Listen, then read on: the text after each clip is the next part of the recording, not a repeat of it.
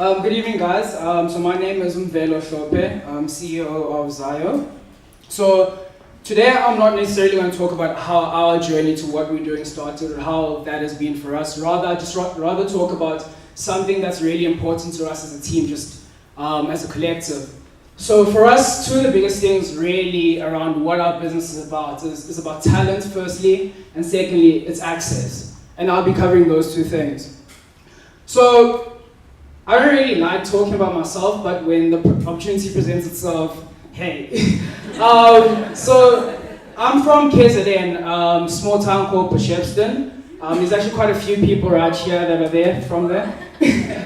And yeah, so I went to public and private school, so I mean, I've got to see the best of both worlds, and that's all thanks to my parents. They were able to, I guess, some sort of gather some strength to be able to do that, and currently now I'm at UCT.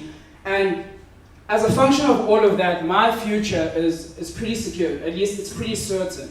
Because that's not the case for everyone else that carries the same surname as me. Everyone else that's from my side, both sides of my family, actually. So that's not the case for my cousins. And in the African culture, we don't even know what the word cousins is. I don't even think there is one. But it's your brothers and your sisters. So with that being said, they do not have the same opportunities. They couldn't even be able to dream about seeing themselves at a place like UCT. In fact, they don't even know that a place like UCT might actually even exist. So as a country, even the world, we're trying to move to something that's called the Fourth Industrial Revolution, abbreviated as 4IR then. But who does this actually include? What I could tell you now is who it doesn't include. So already in South Africa, we know that we have an unemployment rate of about 27.1%, which is pretty high. We've got the greatest inequality in the world, the Gini coefficient of 0.6. So how then are those people able to integrate into this Fourth Industrial Revolution? Clearly, this Fourth Industrial Revolution that we're supposed to move into as a nation doesn't really accommodate for them. And what is the reason for that? So the other day, I was walking into our local Pick n Pay around the road, and I saw that they were trying to automate a lot of things, as we are really in the rest of the country. And they brought in these digital tellers. They've been there for a couple of months, and when they were first there, I asked one of the managers, like, cool, so what's going to happen to all the jobs of the people that were actually working in these tills? And he said to me that they're going to be standing there to sort of explain to people how these tills actually work. So as I keep going there month on month to do my grocery shopping, I've noticed that there's less people each time I go there.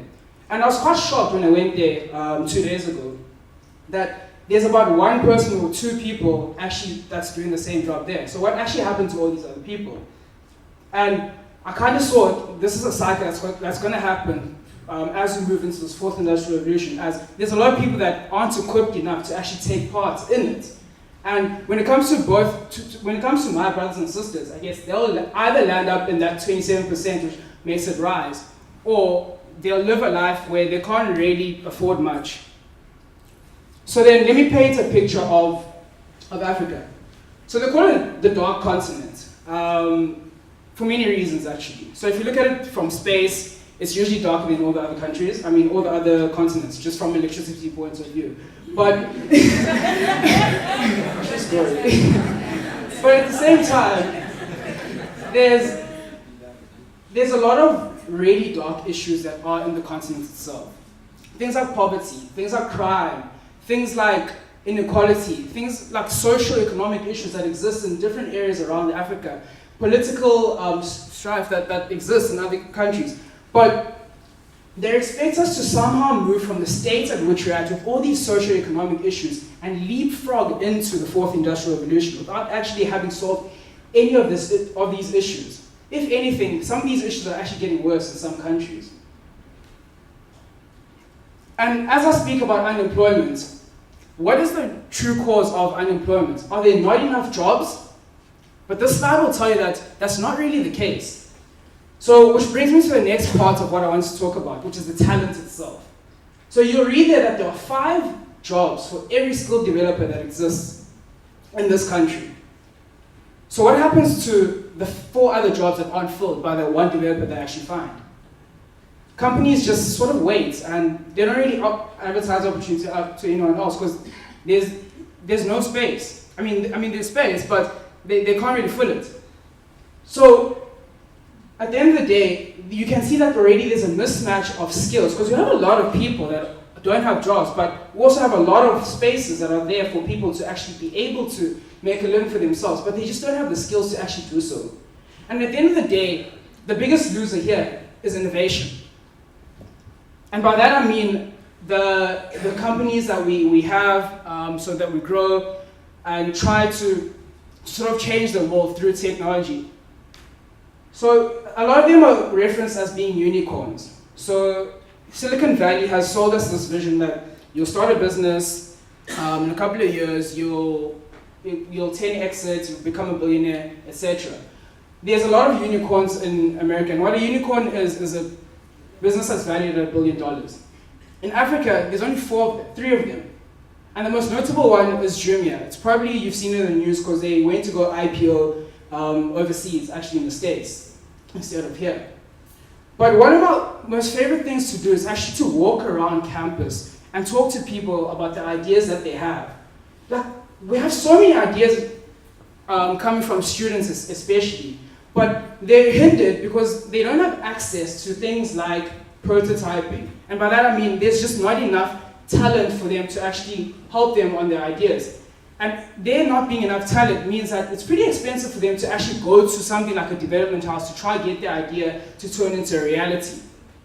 At the same time, we have this huge population, and our population is probably going to be one of the youngest populations in the world. It's going to be more than double, it's going to be more than China's population in the next couple of years, hitting 1.6 billion people by 2030. And 20 years after that, it's going to more than double. But what happens is that the people that have the right sort of skills that we need right now are actually leaving South Africa. But how do we stop this? Or at least, how do we get to a situation where if that continues to happen, we mitigate the sort of effect that happens to us? And what we stand for is to democratize the access, to allow people to be in a position where they can actually do something better for themselves. So what Zaio does is we actually teach people how to code for free, and that is the content part of what we do. We curate or get a lot of content which we allow a lot of people to sort of come onto the platform, learn what they need to learn. And that's the sharing part of it. On the platform, we allow access to anyone. So not just university students. Initially, we did start with university students to build on what they already knew. But now we're allowed to anyone.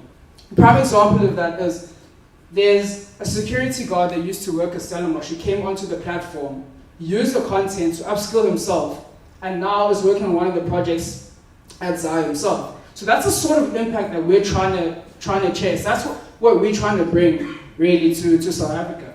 And at the end of the day, when you grow that community of developers, you have talent at the end of the day. So that's the talent that we're speaking of. We're trying to create the largest pool of developers in this country. So cultivating young leaders that will drive the future of African innovation. That's what we live by at Zaio. That is our motto, that is our vision. And every day, even if you walk into my room right now, you'll see it literally plastered everywhere. There's stickers of Zaio, and then there's the motto everywhere.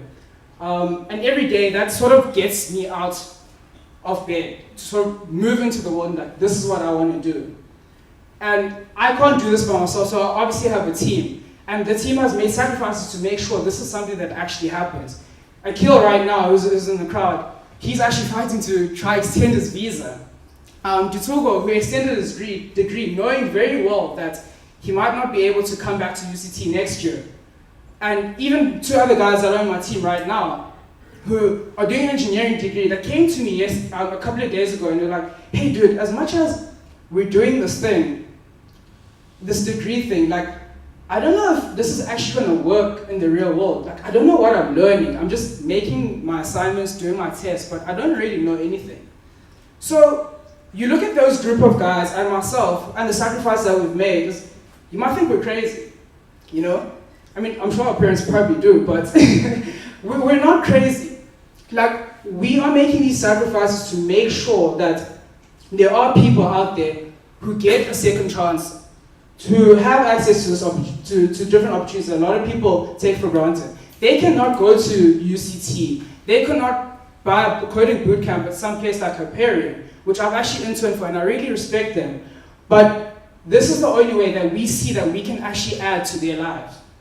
So when Fred came to us and said, and posed a question, so how are you going to change the world and why?